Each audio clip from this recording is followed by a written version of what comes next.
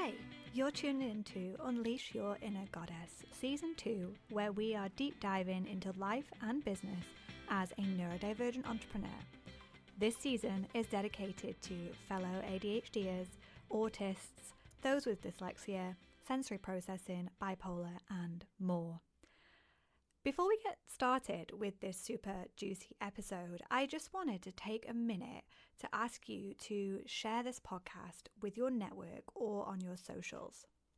You can hit the share button and post it to your stories real quick, and this is going to help other neurodivergent entrepreneurs who could benefit from this podcast. And if you feel so called, please also rate my podcast on your podcast platform.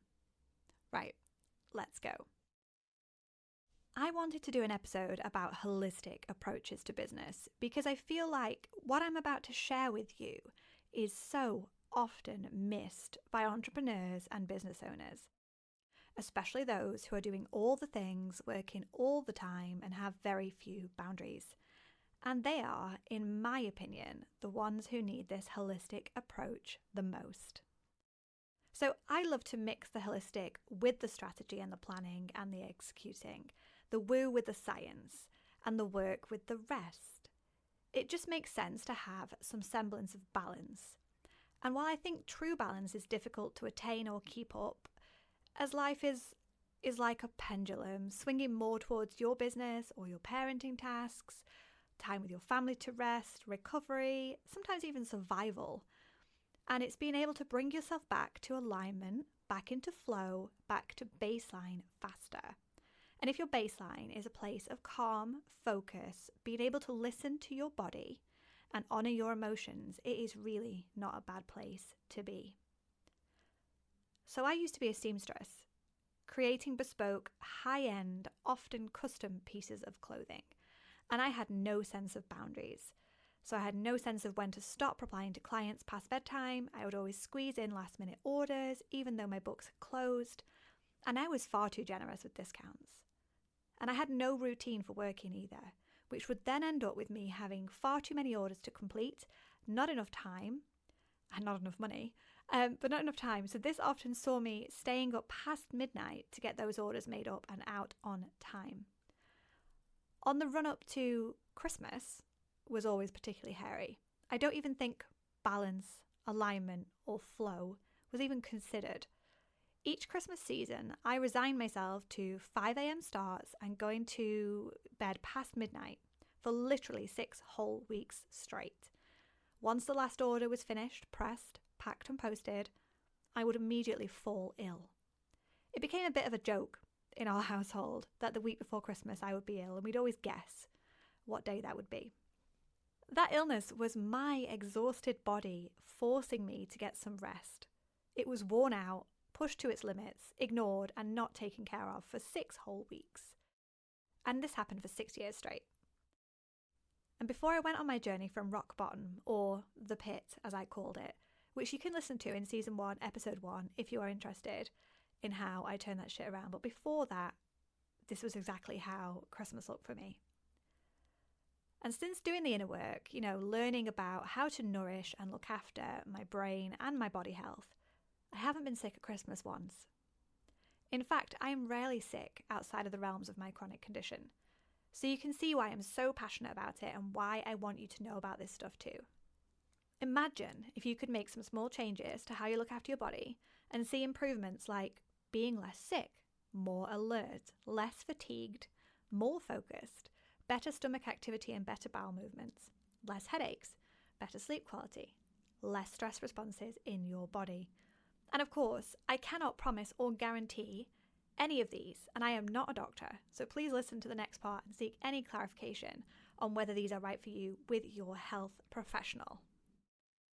So I have picked the most impactful areas, in my opinion, for you to look into and implement if you feel so called.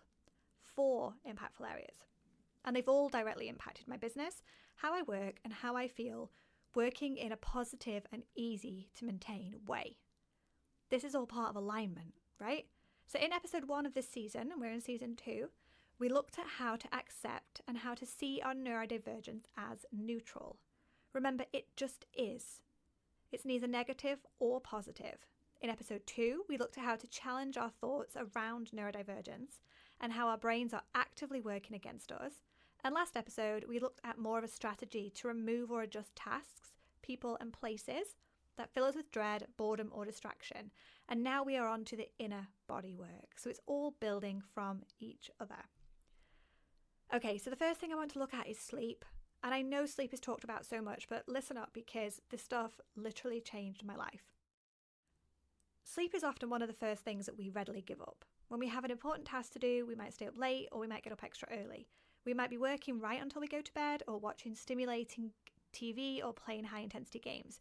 We might even be eating super late and snacking, even drinking a can of Pepsi, right? To wash it all down with. These are not conducive of good sleep. And did you know that our brains actually work on a circadian rhythm where we need this like cyclical downtime and rest and then the alert and active time before then going back into downtime and sleep mode? If we can create a sleep-wake cycle that is pretty consistent, we will notice our bodies start to tune into this and begin waking up better at the allotted time. For me, personally, this has been a massive win, as I always thought I wasn't a morning person. When I started being intentionally consistent, I found it was much easier to fall asleep and then wake up the next day. And consistency is every day, right? It's not just the weekdays. Our bodies cannot decipher between a Friday get up and a Saturday one. So I started with just getting consistent with where I was at the time, which for me was going to bed about 10:30 and getting up at 7:45. Once I'd gotten used to that, I'd then aim for 15 minutes earlier, so 10:15 and 7:30. Moving my bedtime and wake time forward by 15 minutes made it easy to do, and it wasn't too much of a jump. And once I'd mastered that, I'd do it again. And I'm actually now on a 9:30 bedtime, as in lights out, in bed, no phone, etc. And then I'm up at 6:30. Although I do find in summer I can get away with less sleep. I'm not sure if there's any science to back up this, but I personally find on the lighter mornings I can get up a bit earlier. And I even do this routine on the weekend. I even do this on holiday. Because the physical shifts, sort of like being less grumpy, more alert in the morning, and the mental benefits, just feeling 10 times better about myself and more likely to have a positive outlook, outweighs the lie-in for me. But what we do before bed is just as important as making sure that we're getting consistent sleep and we're getting, the best sleep that we can. And consistent sleep for adults, by the way, is typically 7 to 9 hours, but obviously we're all individuals and we're all different. And a quick note as well, if any of you've got kids or you've got, other things going on that mean you have to get up in the middle of the night, it's really important to sort of meet yourself where you are. Okay, that's a part of your life right now that probably won't last forever, right? Hopefully not. Your kids won't wake up in the night forever. Do what you can to keep things dark, keep things calm, try not to look at your phone and re-stimulate those centers in your brain, and try and get back to sleep as soon as possible. So I mentioned a few things before that I know I've been guilty of and not getting my body ready for a good night's sleep. Our bodies struggle to switch tasks, right? This is true in the day when we're alert, when we're working, but particularly from going from high stimulation to rest mode. So anything from a stimulating TV show, a game, or even vigorous exercise, to then laying down horizontally and hoping to drift off. Not only do screens, even phone screens, emit blue light, which naturally suppresses our sleep hormones, whatever is going on in those screens are stimulating parts of our brain that need to be winding down to be able to rest effectively. So you can actually get blue light blocking glasses, even prescription ones, which I found out, and they are a good middle ground, right, to pop on a few hours before you go to sleep. But even if you could do an activity, even just 30 minutes or an hour before bed that was not on electronics, it would do your circadian rhythm and your sleep a world of good. You could start with 30 minutes and build up, or start with 10 minutes if that feels like too much. The purpose of this is take it small and build on it, right? And I think generally the recommendation, like the best, most optimal sleep, pre-sleep ritual is like several hours of no electronics and no artificial light, but baby steps, right? So things like journaling, reading, doing a jigsaw, or having a bath are all really good wind down activities here. We try to aim for about 30 minutes to an hour, and it's worked well so far. And then I mentioned having food and drink right before bed, okay? we all know that food and drink can actually hinder our sleep quality, but do we take it into consideration? Eating too close to bed messes with our body as it has to focus on digesting the food, rather than getting us into a deep, restful state. Science suggests, and again, this is a suggestion, that we stop eating around 4 hours before bedtime. And if this isn't attainable, start small. Lord, I couldn't do 4 hours when I originally started reading this. And this is what I love about looking after yourself holistically. You can do it at your own pace. Anything is better than nothing, as long as we're moving in the right direction. And drinks are another issue. I'd say mostly due to caffeine intake. Caffeine was a big problem for me. It stays in our bodies for around 6 to 8 hours after drinking it. And because it's a stimulant and it's suppressing the sleep hormones, it's not good for before bed. So if you're an avid tea or coffee drinker like me, the easiest option is to swap out to caffeine-free in the evening.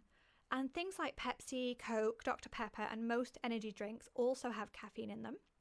Thankfully now, most of them offer a caffeine-free alternative if you don't fancy swapping out to lemonade or something else. So I chose to swap to decaf at around 4 o'clock, and I have a stock of Diet Coke caffeine-free, which is my favourite, as well as some Diet Lemonade. And I'll talk about diet and my reasoning in a minute, which is, of course, a different but personal choice. So drinking just in general, no matter what you're drinking, before bed can cause you to have disrupted sleep because you're much more likely to wake to go to the toilet. So again, it's all being mindful of how much liquid we are consuming before bed. And I think we all know as well that alcohol disturbs sleep.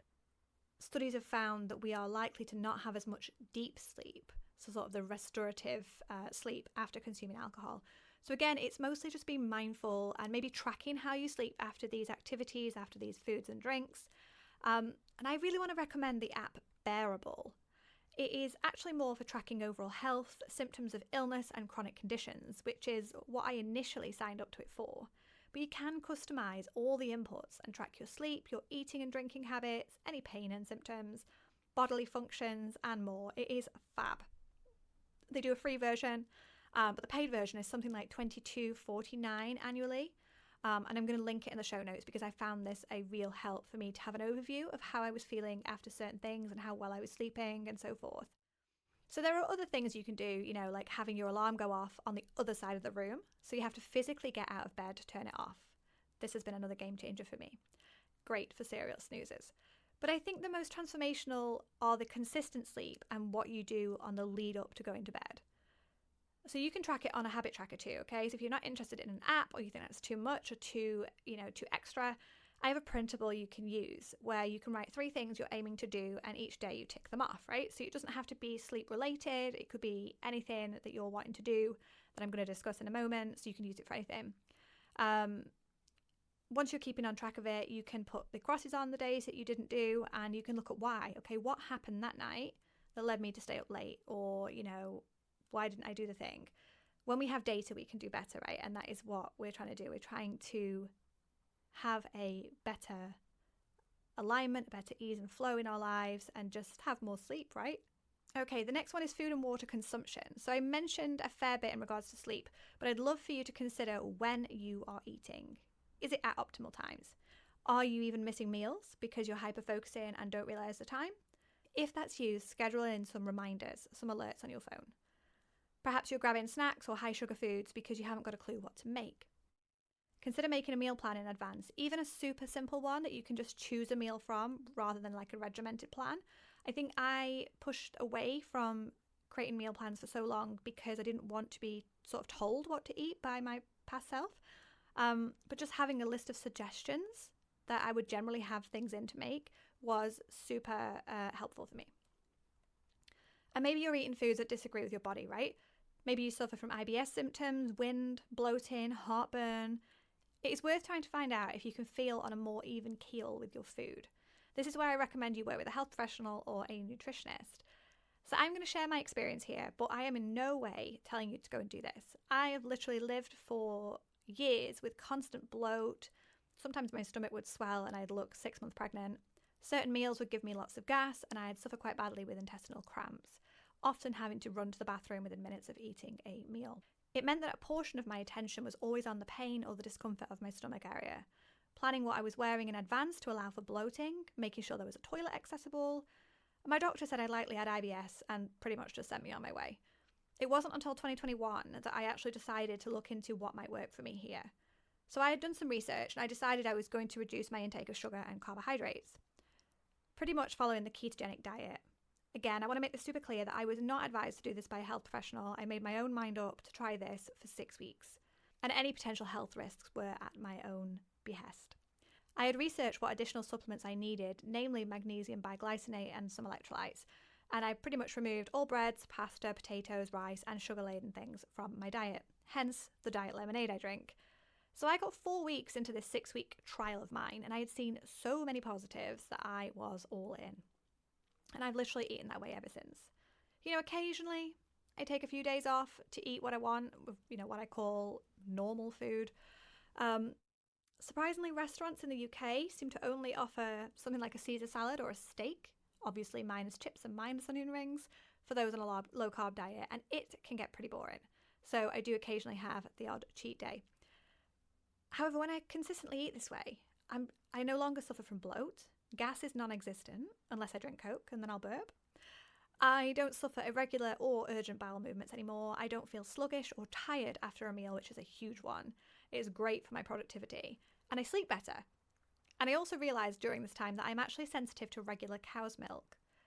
Now, there's actually sugar in cow's milk too, so I don't have a lot of it, but I swap to lactose-free cow's milk at home, which I don't seem to react to, and I have coconut milk when I'm out having a coffee. So I learned so much about how I feel when I eat and drink certain foods. So look into what you're eating and what and when and if your body reacts a certain way. See if you can find a pattern, and if it's safe to do so, try eliminating that thing for a week or two and see how you feel then. I know I removed a lot of things when I did mine, but I felt pretty desperate at that point. And to be honest, after those 6 weeks, I was planning on bringing things back in one by one to see what triggered me more, but I felt so good eating that way that I never actually did. Okay, water. Let's just get straight to the point. Are you drinking enough? Studies suggest that over 75% of people are actually dehydrated and not drinking enough water. So dehydration obviously causes things like headaches, dizziness, tiredness, and more. So you might not be working as optimally as you think you are if you aren't drinking enough water. And they say that if you feel thirsty before you need to take a drink, that is a sign your body is already dehydrated. So if you're like, I'm thirsty, I should grab a drink, that's you dehydrated. In the UK, the recommended guidance is 1.2 litres of water for women, and this is always a good starting off point. However, I've noticed that the US is a different recommendation, so, take it with a pinch of salt. So I was 100% not drinking enough water, regardless of what the recommended guidance said. So I bought a 1 litre bottle purely to track how much water I was consuming a day. So I chose to drink this on top of any coffee or fizzy drinks I consumed. And so far I've noticed less headaches, so that is a win for me. The bottle I use, I think it's called Nalgene. I'm not sure on how you say it, but I think they're fantastic. They're super wide, and you can get different lids for them. It's not an affiliate link that I'm going to link, so you can take or leave it, but maybe I should have an affiliate link. We literally have 5 of them in our house. The husband has a bigger one as he requires more water than I do, and all the kids have got one. The third holistic approach to thriving as a neurodivergent entrepreneur is movement. We all know that exercise is good for us, and moving your body for an extended period of time has so many benefits. But what happens after you've done a 40-minute walk or your intense gym session for the day? You then settle down for 6 to 8 hours of working, right? Pretty much sat down, not moving. Our bodies need movement through the day to keep our hearts healthy, our muscles working, and our blood circulating well. It is also a super great brain break in between tasks. So take a minute or so to move your body as often as you can, right? Even if that's just going upstairs to use the bathroom rather than using the downstairs one, or taking a walk around your garden or doing a couple of stretches. I found for me that this has helped me not get as sore from sitting all day. So I have fibromyalgia, and sitting for extended periods of time, even in a comfortable seat, can cause pain or cause my joints to seize up. What opportunities to move can you find in your day? The fourth and final approach to thriving as a neurodivergent entrepreneur is to get intentional with your breathing. Why? Because it is directly linked to regulating your nervous system and moving you into a state of calm and out of a high stress response, that fight or flight. Really, we only need to breathe through our mouths when we are talking or in great physical exertion. Think a lion chasing you. Breathing through your mouth more than needed causes you to overbreathe via short, shallow, fast breaths that actually disrupt the oxygen to carbon dioxide levels in your body. It might sound weird, but it's actually the carbon dioxide that actually gets the oxygen out of the red blood cells and into your tissues and organs. And to get the CO2 right, you need to slow down your breathing and get the O2 where you want it. Breathing through your nose also filters, humidifies, and conditions the air in ways your mouth simply can't. When we want to get out of our stressful feeling, we need to switch our nervous system over from the sympathetic nervous system, which activates when we feel stressed, to the parasympathetic nervous system, which is when we feel calm and at ease. And we can do this quite effectively with our breath.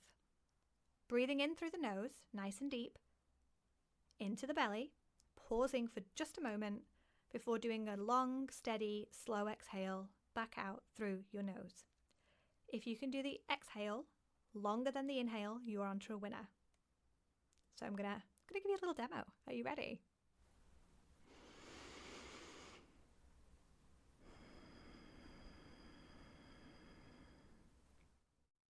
I have never intentionally breathed through my microphone like that before, so that is something new. Did you know that breathing is also responsible for body detoxification? 70% of the body's detoxification, actually. Elimination and sweat only take care of 30%, so definitely get more intentional with how you breathe. You'll be able to go back to baseline, back into alignment, into a calm and safe state when you can use your breath to activate that parasympathetic nervous system. You'll be healthier too from breathing through your nose more. It really is a win-win. So studying neuroscience myself, it is so important to find ways to reduce when you're in fight or flight mode. And that's the sympathetic nervous system that is activated when we are in fight or flight, right? So we want to switch over from that part of our nervous system, the sympathetic, to the parasympathetic by doing our breathing. The sympathetic nervous system is pretty detrimental to us unless we're about to get run over by a car or eaten by a lion, because our brains haven't adapted from the caveman times. So we are likely to activate this when we receive a parking fine in the mail or an email saying we need to talk. Not very helpful. These 4 top holistic approaches have all had a massive positive impact on me as a neurodivergent person and entrepreneur. I feel so much more in control of my body, more aware of her cues and what she needs, and I'm less likely to burn out or get overwhelmed because of these changes. I hope they help you. Come join me in my Facebook group to continue the conversation and share what works for you. It's called Drive to Thrive, ADHD Won't Stop Me, and it is for any and all neurodivergent entrepreneurs, diagnosed or not. We are also welcoming to neurotypical folk who are keen to provide neuro-inclusive spaces within their business. The link is in the show notes as usual. Next episode, we talk about how to set yourself up for success with algorithms, protocols, and systems. The back end of your business does not need to be scary, overwhelming, or difficult to maintain. And it certainly doesn't have to be a big mess that we choose to ignore either. I would love for you to tune in. Take care and have an awesome day.